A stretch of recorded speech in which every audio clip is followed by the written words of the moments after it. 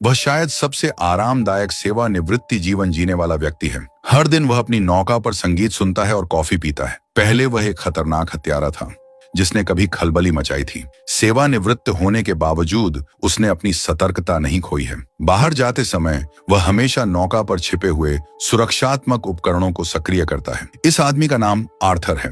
वह अक्सर प्रसिद्ध पर्यटकों से मिलने जाता है जो पहाड़ पर बैठकर बियर पीते हैं। वह वहां बैठा था, तभी एक सुंदर और आकर्षक महिला उसके सामने आकर बैठ गई। महिला ने थोड़ी देर बातचीत के बाद उसने आर्थर से 3 लोगों को मारने के लिए कहा। उसके बॉस ने यह भी मांग की है कि तीनों हत्याएं दुर्घटना जैसी दिखनी चाहिए और ऐसा काम सिर्फ आर्थर ही कर सकता था। उसने आर्थर को यह भी धमकी दी कि अगर उसने उसकी बात नहीं मानी तो वह तुरंत आर्थर का पता उसके दुश्मनों को बता देगी। अगर ऐसा हुआ तो आर्थर के शांतिपूर्ण जीवन के दिन खत्म हो जाएंगे। महिला को लगा कि उसने आर्थर को अपने जाल में फंसा लिया है, लेकिन अप्रत्याशित रूप से उसने तुरंत एक अपना फोन निकाला और उस महिला की तस्वीर खींच ली। महिला के चेहरे का रंग बदल गया। उसने चुपके से अपनी बंदूक निकालनी चाहिए, लेकिन आर्थर ने उसे मेज से जबरदस्ती दबा दिया। आर्थर ने महिला को बेहोश कर दिया, फिर पीछे मुड़कर वहां मौजूद गुंडों का सामना किया। हालांकि आर्थर अपने आसपास कई दुश्मनों से घिरा हुआ था, आर्थर ने दुश्मन पर हमला करने के लिए अपने आसपास की हर चीज का इस्तेमाल किया।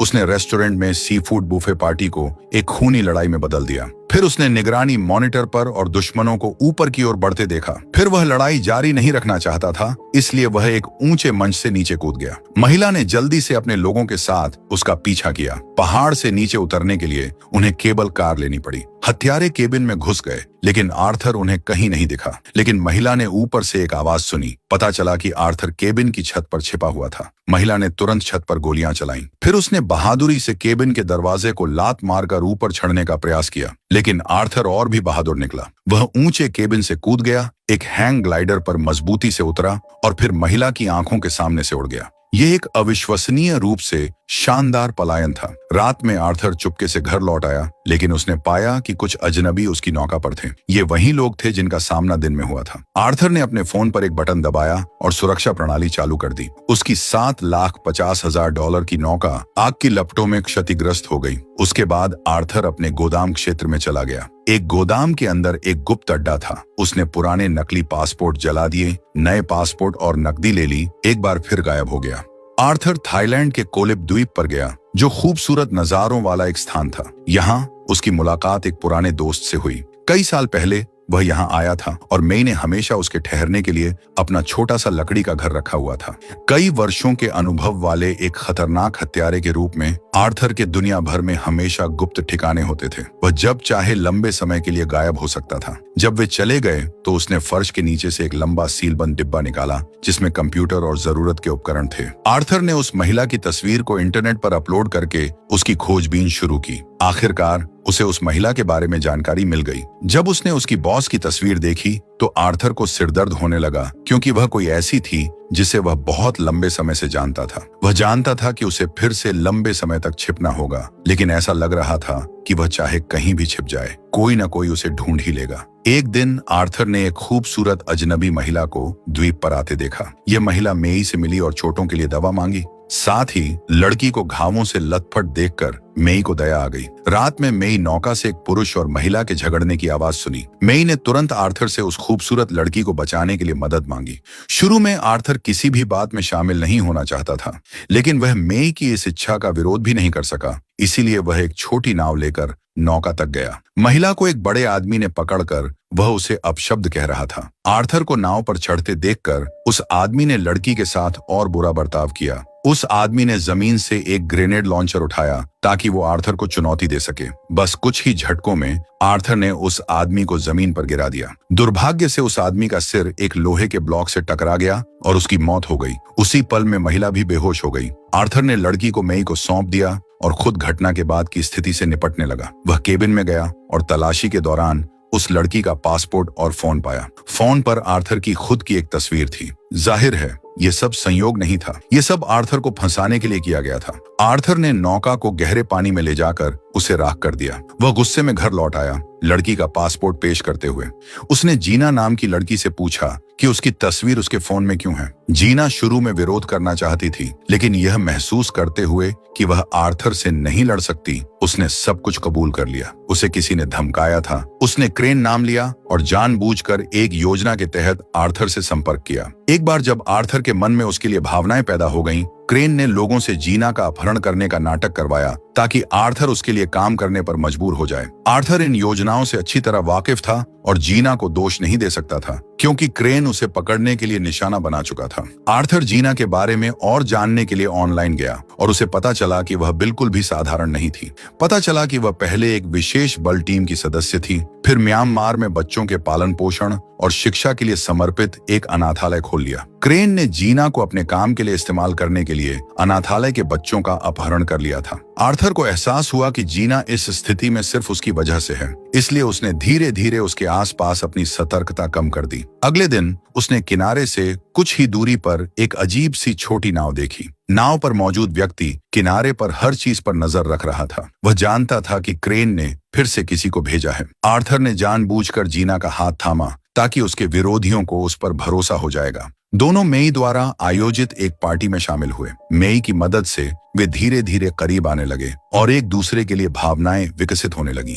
आर्थर को शुरू में पता था कि यह सिर्फ क्रेन द्वारा बिछाया गया एक जाल है, लेकिन फिर भी वह जीना की मीठी मुस्कान का विरोध नहीं कर सका। हमेशा की तरह उसकी कोमलता में डूब गया। उसने जीना को यह भी बताया कि क्रेन बार बार उसे क्यों ढूंढता था। पता चला कि आर्थर बचपन में एक अनाथ था जिसे लंदन के एक गिरोह को बेच दिया गया था। क्रेन भी आर्थर जैसा ही था। दोनों एक ही गिरोह में थे, लेकिन बाद में आर्थर भाग गया जबकि क्रेन भाग नहीं पाया। गिरोह ने सारा गुस्सा क्रेन पर निकाला। तब से क्रेन हमेशा आर्थर से द्वेष रखता रहा और बदला लेना चाहता था। अगर जीना नहीं भी आती तो भी क्रेन आर्थर को ढूंढने के लिए कई और लोगों को भेजता और वह दिन आखिरकार आ ही गया। गिरोह के सदस्यों से भरी कई स्पीड बोटें सीधे उनकी ओर बढ़ी। आर्थर ने जीना से कहा कि वह उसे बाहर निकालने का कोई रास्ता निकाल ही लेगा, लेकिन दुश्मन के पास बहुत ज्यादा लोग थे। जीना को फिर भी पकड़ लिया गया। आर्थर को भी बैंकॉक ले जाया गया। एक सुंदर महिला ने उसके पूरे शरीर की अच्छी तरह से तलाशी ली, फिर उसे एक कुर्सी तक ले गई। जैसे ही वह बैठा, कुर्सी के नीचे रखा एक रिमोट नियंत्रित बम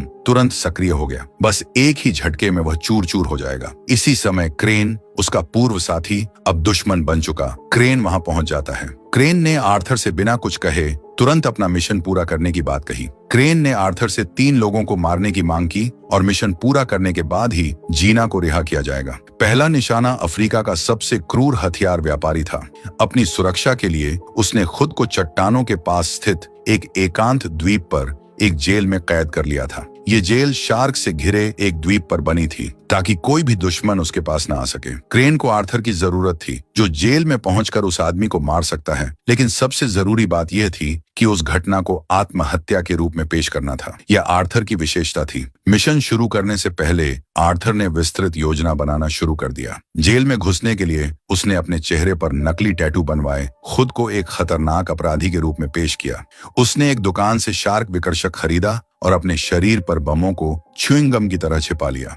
सब कुछ तैयार होने के बाद आर्थर ने जानबूझकर नशे में होने का नाटक किया, सड़क पर हंगामा किया।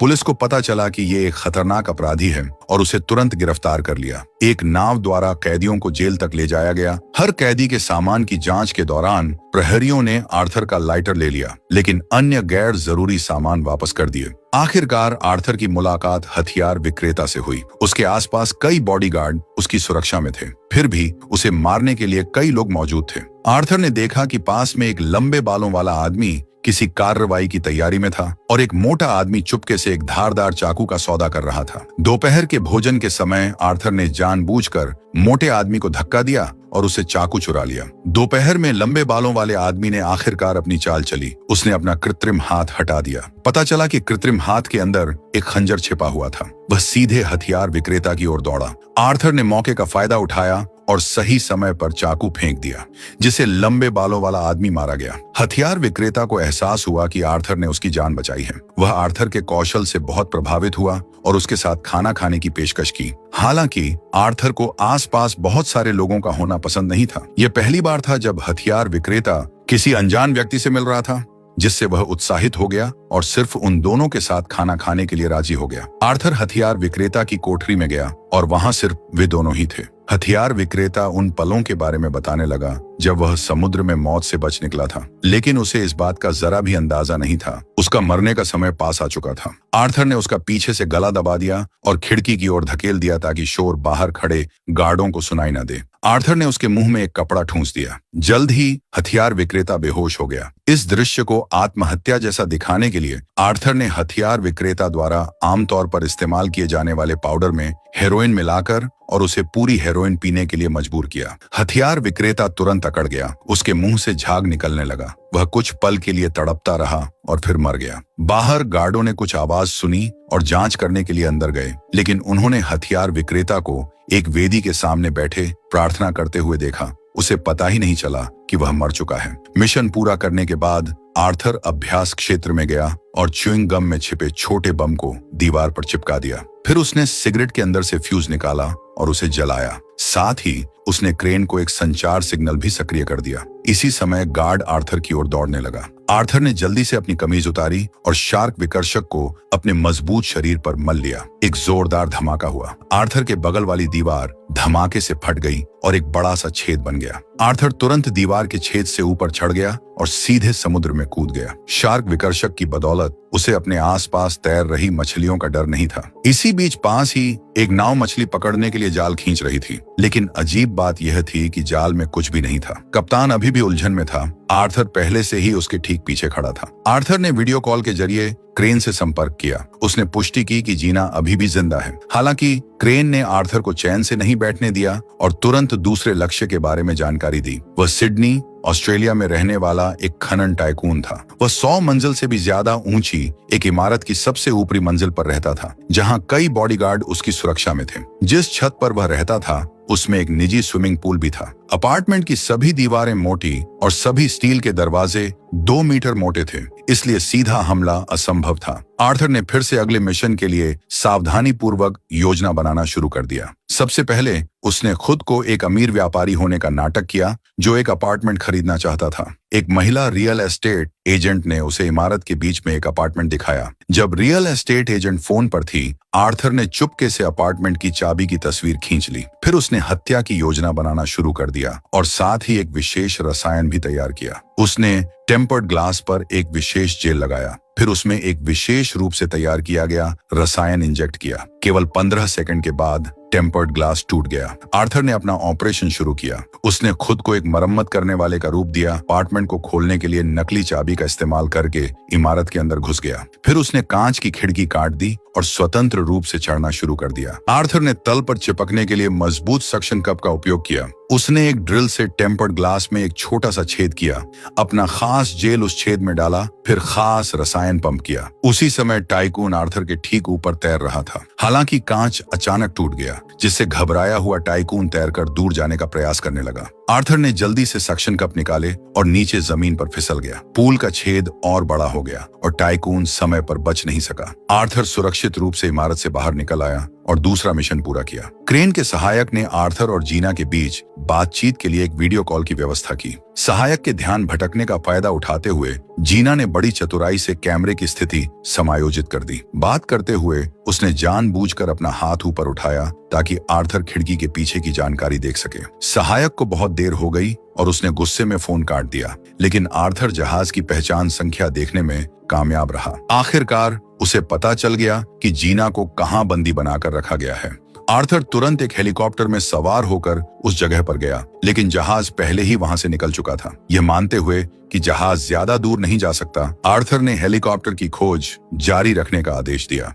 आखिरकार उन्हें समुद्र में जहाज का एक रूप दिखाई दिया। आर्थर पूरी तरह से सुसज्जित होकर समुद्र में कूद गया और चुपके से जहाज पर चढ़ गया। उसने एक एक करके बॉडीगार्डों को मार गिराया, लेकिन क्रेन ने पहले ही आर्थर के आने का अनुमान लगा लिया था और जहाज पर एक घात लगाने वाली टीम तैयार कर रखी थी। आर्थर ने गोलियों की बौछार से बचने का प्रयास किया। जीना की चीखें सुनकर उसकी चिंता और बढ़ गई। वह डेक पर चढ़ गया और उसे लोगों के एक समूह ने घेर लिया। आर्थर ने एक बॉडीगार्ड के ग्रेनेड से पिन निकाली और अपनी बुलेट प्रूफ जैकेट को ढाल की तरह इस्तेमाल किया। जैसे ही उसने उठने का प्रयास किया, उसकी जांघ पर बिजली का झटका लगा। आर्थर को क्रेन के सामने लाया गया। क्रेन ने आर्थर के साथ कुछ नहीं किया, क्योंकि उसे तीसरे व्यक्ति को मारने के लिए अभी भी उसकी जरूरत थी। जैसे ही क्रेन ने आर्थर को ले जाने का आदेश दिया, वह अचानक एक कांच के दरवाजे को तोड़कर समुद्र में कूद गया। हालांकि जीना को बचाने का यह प्रयास विफल रहा, आर्थर को तीसरे लक्ष्य को मारने के मिशन को जारी रखना पड़ा। तीसरा आदमी बुल्गारिया में रहने वाला एडम्स नाम का एक बड़ा हथियार विक्रेता था।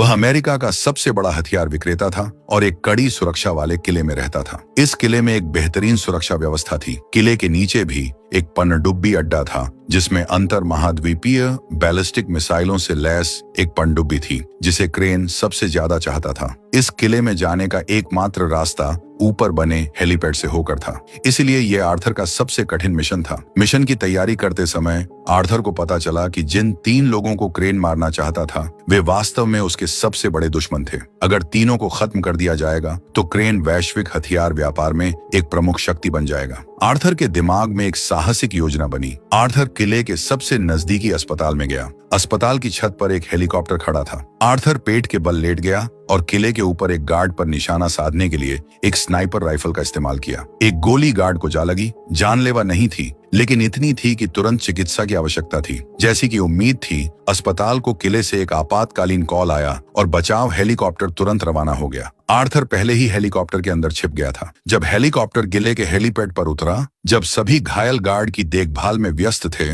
आर्थर चुपचाप किले के अंदर चला गया। उसने जानबूझकर अलार्म बजाया जिससे हथियार विक्रेता एडम्स घबरा गया। मौत के डर से एडम्स ने किले के अंदर एक आपातकालीन पैनिक रूम में दाखिल हुआ और दरवाजा को बंद किया तो उसने देखा कि आर्थर पहले से ही अंदर बैठा था और काफी देर से उसका इंतजार कर रहा था। एडम्स को और भी ज्यादा हैरानी इस बात से हुई कि आर्थर का उसे मारने का कोई इरादा नहीं था, बल्कि वह एक सौदे पर बातचीत करना चाहता था। अगले दिन एडम्स अकेले पनडुब्बी अड्डे पर गया और एक लटके हुए रास्ते पर चल पड़ा। इस रास्ते को आर्थर ने पहले ही विस्फोटकों से सुसज्जित कर रखा था। एक पल में एक बड़े विस्फोट ने एडम्स को पानी में फेंक दिया। आर्थर पानी के नीचे इंतजार कर रहा था। उसने एडम्स पर एक ऑक्सीजन मास्क लगाया और उसे एक द्वीप पर ले गया। पता चला कि यह उन दोनों के बीच की पहले से ही गुप्त योजना थी। आर्थर ने एडम की मौत का नाटक किया, उसे कुछ दिनों के लिए गायब कर दिया ताकि क्रेन को यह एहसास हो जाए कि एडम सचमुच में मर चुका है। क्रेन जाल में फंस गया और तुरंत अपने सहायक और गुर्गों के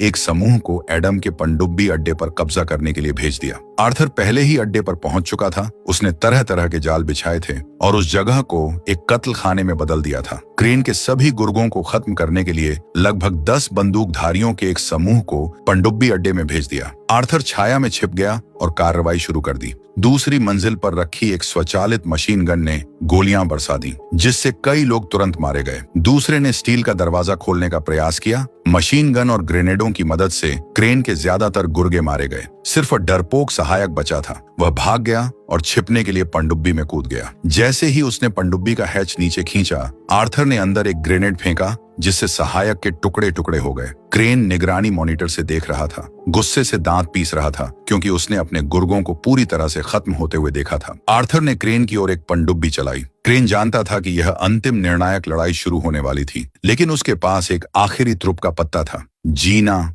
आर्थर की प्रेमिका। क्रेन जीना को जहाज के अगले हिस्से पर ले आया। खुद को बचाने के लिए उसे साफ नजरों के सामने रखा और आर्थर को जाल में फंसाने के लिए इंतजार करने लगा। हालांकि आर्थर आसानी से मूर्ख नहीं बनने वाला था।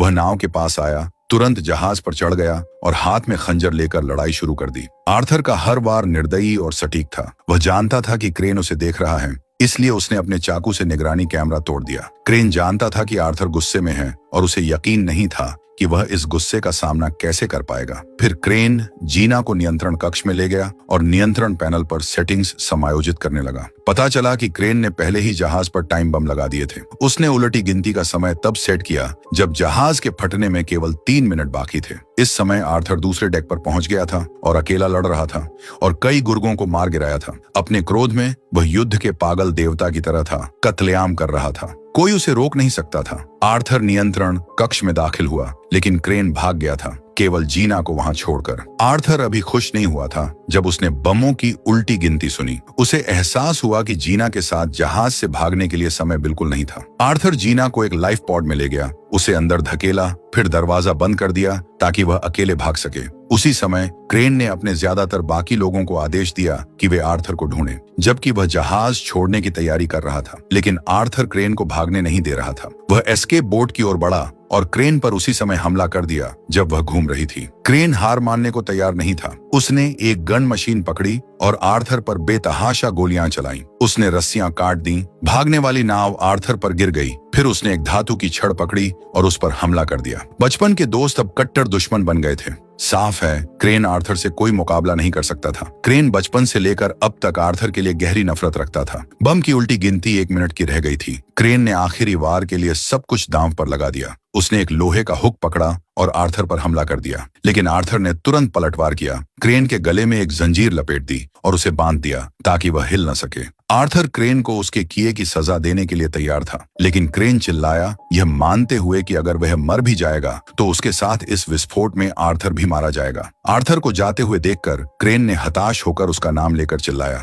जहाज के टुकड़े टुकड़े हो गए। जीना का जीवन रक्षक पोत पानी के ऊपर आ गया। वह सुरक्षित उतर गई, लेकिन आर्थर कहीं दिखाई नहीं दिया। जीना का दिल टूट गया और वह बहुत निराश थी, जबकि एडम्स पास ही खड़ा था, सोच में खोया हुआ था। जाते समय उसने पास के एक खंभे पर एक कैमरा लगा देखा। देर रात एडम्स ने कैमरे से वीडियो फुटेज देखी। कैमरा सीधे जहाज के जले हुए एंकर लॉकर की ओर था। एडम्स ने एंकर लॉकर के बारे में जानकारी देखी और पाया कि वह सीमित मजबूत जगह बस एक व्यक्ति के लिए ही पर्याप्त थी। वीडियो में उसे एक जानी पहचानी आकृति दिखाई दी। वह आर्थर था। एडम मुस्कुराया, लेकिन फिर तुरंत वीडियो फुटेज डिलीट कर दी। वह अब लंबे समय तक इस धंधे में टिक सकता है। जाहिर है इसके पीछे एक कारण था। जीना कंबोडिया के स्कूल लौट गई। वह जिंदगी फिर से शुरू कर दी, लेकिन अभी भी उदासी में डूबी हुई थी। अचानक उसने एक जानी पहचानी आकृति अपने सामने प्रकट होते देखी। वह जानती थी कि अब से वह हमेशा अपने प्यार के साथ रहेगी। इसी सस्पेंस के साथ मूवी समाप्त होती है। मूवी अच्छी लगी तो लाइक और सब्सक्राइब कर दे। Thanks for watching.